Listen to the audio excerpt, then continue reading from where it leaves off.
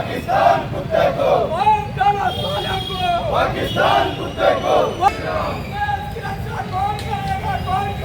हम करेगा हम करेगा हम करेगा हम करेगा जय जय जय जय जय जय माता भारत भारत भारत माता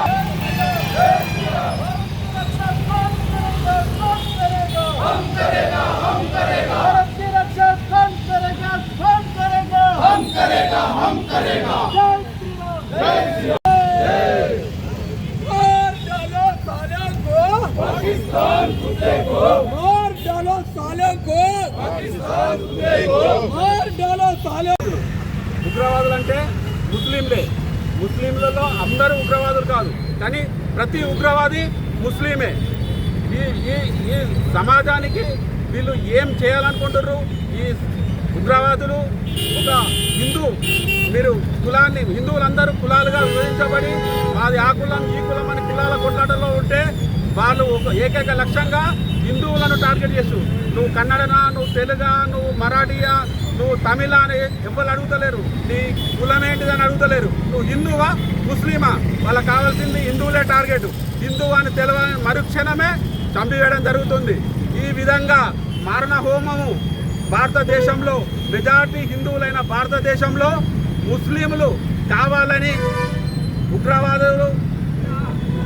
పాకిస్తాన్ ఉగ్రవాదులకు భారతదేశంలో ఉన్న కొన్ని రాజకీయ పార్టీలు అండగా ఉంటూ వాళ్ళకు ఇక్కడ రక్షణ కల్పిస్తూ హిందువులపై దాడి చేస్తూ హిందువుల మరణానికి కారణమవుతుంది. నిన్నటి రోజున మరణించిన ప్రతి ఒక్క హిందువు ఆత్మ శాంతించాలని ఆ భగవంతుని ప్రార్థిస్తున్నాం. అలాగే ఏదైతే కొన్ని పార్టీలు ఉన్నాయో రాజకీయ పార్టీలు బాగ్బోర్డు బిల్లు అందులో ముస్లింలకు కూడా చాలా ముస్లింలకు అనుకూలంగా ఉన్నది. దాన్ని ధనిక వర్గాలైన ముస్లింలు కొన్ని రాజకీయ పార్టీలు తొత్తులు మన ఉదాహరణ కాంగ్రెస్ ఉన్నది, టీఆర్ఎస్ ఉన్నది, దానికి వ్యతిరేకంగా మాట్లాడుతున్నారు.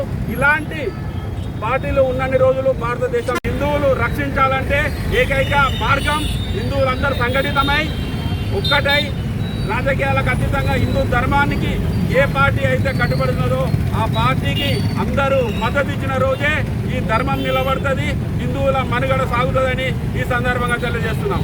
భారత్ మాతాకి జై.